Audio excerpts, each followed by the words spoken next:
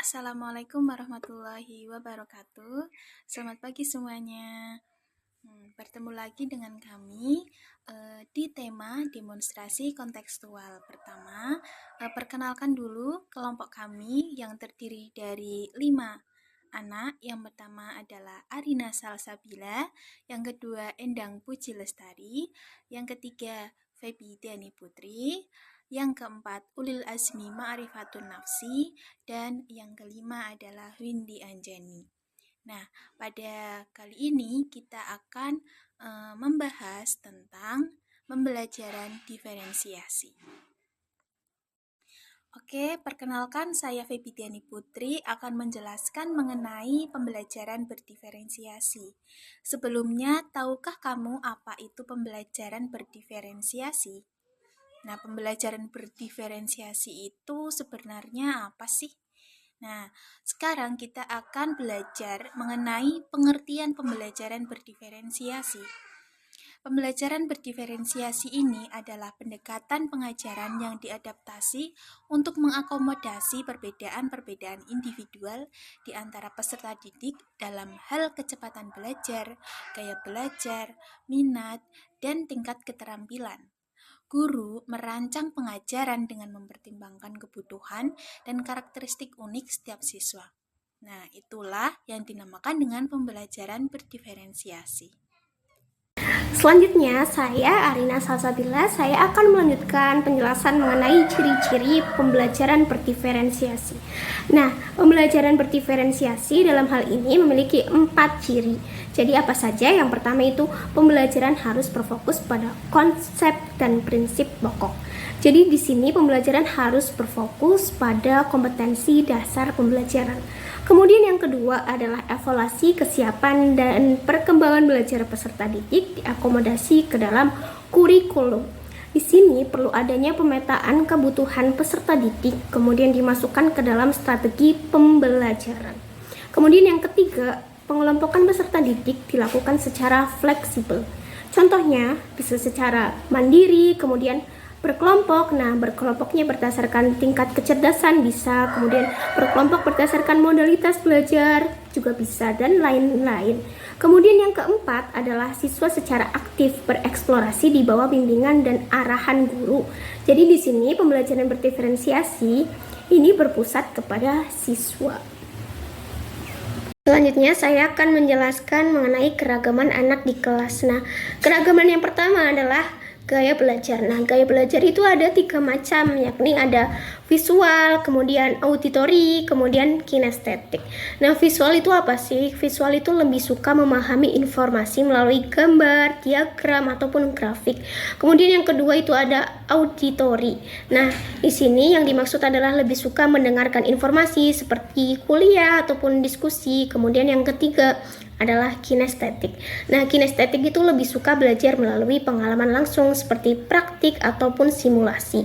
Kemudian keragaman yang kedua adalah tingkat pemahaman. Tingkat pemahaman kemampuan ataupun pemahaman ini diukur melalui tes. Selanjutnya adalah keberagaman siswa berdasarkan kondisi fisik dan mental peserta didik. Nah, kondisi fisik ini contohnya ketika siswa di kelas itu matanya minus, jadi tidak bisa terlihat papan tulisnya. Nah, ini contohnya seperti itu, kondisi fisik seperti itu. Kemudian yang kedua adalah kondisi mental. Nah, kondisi mental ini didasarkan pada anak yang berkebutuhan khusus. Selanjutnya, saya Windy Anjani akan menjelaskan tentang teori yang melatar belakangi pembelajaran berdiferensiasi. Teori yang pertama adalah teori sosial ekologi. Teori sosial ekologi merupakan pandangan sosial kultural Brun Bernard mengenai perkembangan yang terdiri dari 5 sistem lingkungan, mulai dari interaksi antar individu hingga interaksi kebudayaan yang bersifat luas. Nah, 5 sistem lingkungan ini, yang pertama ada mikrosistem. Mikrosistem merupakan sistem yang melatar belakangi hidup dan interaksi individu dalam lingkup kecil. Contohnya orang tua dengan anak, anak dengan teman sebayanya, serta anak dengan lingkungan sekolahnya. Yang kedua ada mesosistem. Mesosistem merupakan sistem yang berhubungan antar mikrosistem. Contohnya orang tua dengan pihak sekolahan, terus pihak sekolahan atau orang tua dengan kerabat dekatnya, serta layanan kesehatan dengan orang tua siswa maupun pihak sekolahan. Yang ketiga, ada ekosistem. Ekosistem ini merupakan sistem yang terdiri dari beberapa perubahan perkembangan anak di lingkungan rumah, akan tetapi anak tersebut tidak ikut secara langsung. Misalkan, contohnya ketika anak berada di lingkungan keluarga yang tidak berkecukupan, maka anak tersebut harus bekerja untuk membantu perekonomian keluarganya, sehingga ia terpaksa harus putus sekolah. Yang keempat, ada makrosistem. Nah, sistem ini merupakan sistem yang mengelilingi mikro, meso, dan ekosistem, di mana pada sistem ini merepresentasikan nilai-nilai ideologi, sosial, budaya, politik. Contohnya, anak-anak di Indonesia jelas berbeda dengan anak-anak yang berada di luar negeri. Misalkan, anak Indonesia berbeda dengan anak-anak yang ada di Amerika. Yang kelima, ada kronosistem.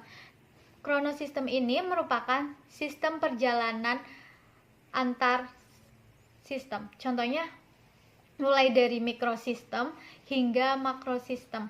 Nah, pada kronosistem ini juga terjadi peristiwa penting dalam setiap individu.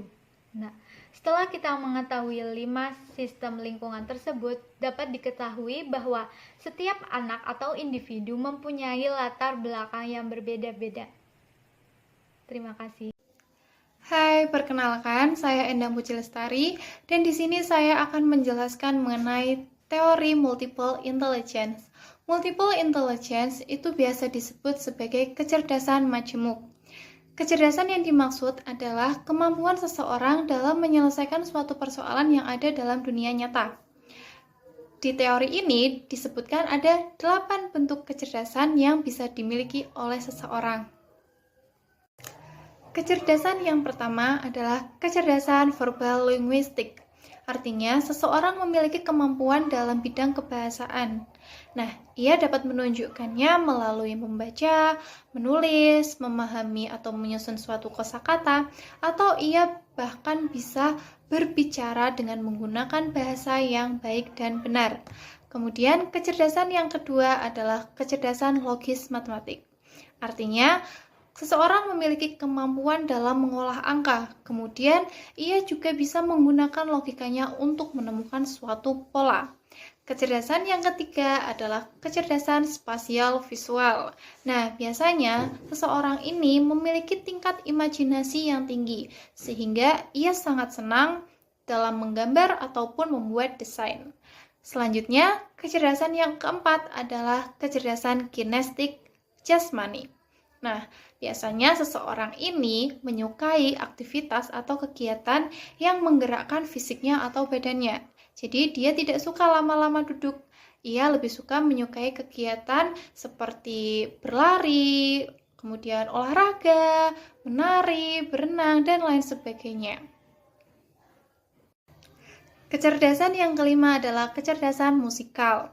Jadi, seseorang ini bukan hanya pandai bermain alat musiknya saja, tetapi ia juga bisa menemukan seperti irama, nada, ketukan, ataupun suara yang baru sehingga dia dapat menciptakan musik yang baru. Kecerdasan yang selanjutnya adalah kecerdasan intrapersonal. Nah, ini adalah suatu kemampuan seseorang dalam memahami dirinya sendiri. Ia bisa mengerti di mana letak kekurangan dan kelebihannya, sehingga ia dapat mengondisikan perilakunya dimanapun dan kapanpun. Kecerdasan yang ketujuh adalah kecerdasan interpersonal. Artinya, seseorang memiliki kemampuan bermasyarakat. Biasanya, orang yang memiliki kecerdasan ini memiliki teman yang banyak karena ia menyukai adanya interaksi atau kerjasama dengan orang lain. Kecerdasan yang terakhir yaitu adalah kecerdasan naturalis.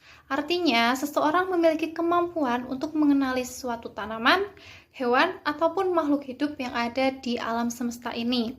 Aktivitas yang biasa dilakukan oleh seseorang yang memiliki kecerdasan naturalis adalah seperti bercocok tanam, kemudian memelihara hewan peliharaan, atau hal-hal yang berkaitan dengan alam. Baik, selanjutnya di sini perkenalkan, nama saya Ulul Asmi Ma'rifatun Nafsi. Saya akan menjelaskan mengenai Zona of Proximal Development atau biasa kita singkat dengan ZPD.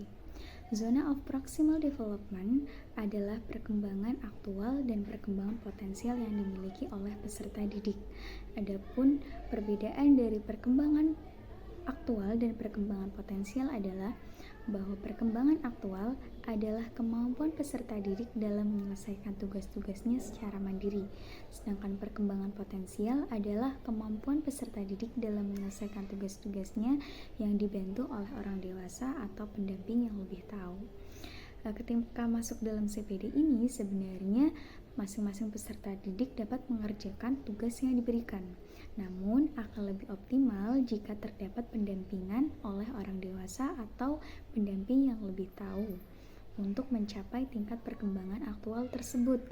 Hal tersebut dapat dikatakan bahwa masing-masing siswa tentunya memiliki CPD yang berbeda-beda.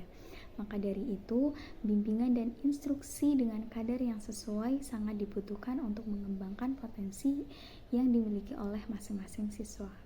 Terima kasih. Kemudian yang selanjutnya adalah mengenai learning modalities. Learning modalities ini biasa kita sebut dengan FAK, yaitu visual, auditory, dan kinestetik. Apa sih pengertian dari masing-masingnya? Visual adalah modalitas belajar dalam menerima informasi lebih mudah melalui gambar. Otak kita akan memproses informasi visual dengan sangat efisien, jauh lebih mudah untuk mengingat gambar daripada mengingat apa yang dikatakan atau ditulis oleh seseorang. Sedangkan auditory adalah modalitas belajar dalam menerima informasi yang lebih mudah menggunakan pendengaran. Maka siswa dengan mode ini biasanya akan lebih sering mengajukan pertanyaan dan juga menggunakan diskusi untuk mengklarifikasi dan menyerap materi yang dia dapatkan. Kemudian adalah mengenai kinestetik. Modalitas kinestetik adalah melakukan sesuatu dengan fisik atau paling tepat digambarkan sebagai belajar sambil melakukan atau learning by doing, baik sebagai aktivitas langsung atau melalui pengalaman atau dengan bergerak sambil berpikir atau belajar. Mungkin cukup sekian presentasi atau pemaparan dari hasil tugas kelompok kami untuk mata kuliah pembelajaran berdiferensiasi. Kurang lebihnya kami mohon maaf yang sebesar-besarnya. Wassalamualaikum warahmatullahi wabarakatuh.